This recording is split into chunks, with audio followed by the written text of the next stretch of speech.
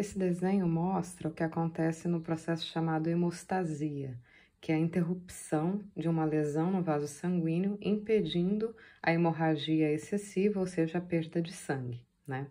Quando você tem um vaso sanguíneo lesado, rompido, né, onde pode haver extravasamento do sangue, é importante lembrar que o vaso sanguíneo ele tem várias camadas. A primeira camada, mais íntima, é o endotélio, formado por células pavimentosas, chamadas células endoteliais, porém abaixo existem células do tecido conjuntivo, existe uma camada muscular, e essas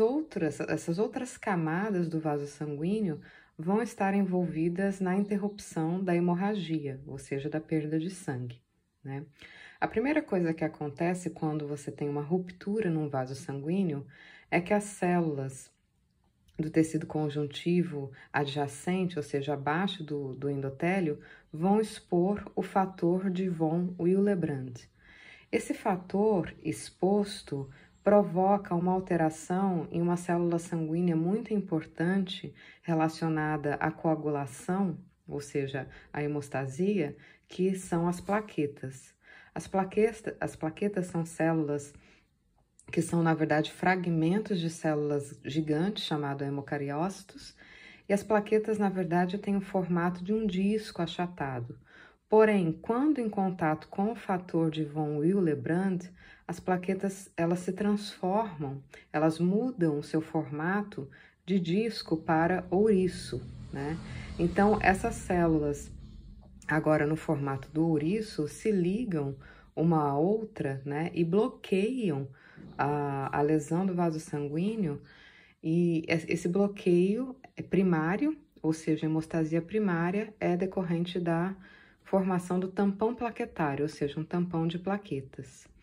A hemostasia secundária, que é o segundo processo da interrupção do sangramento, é decorrente da produção,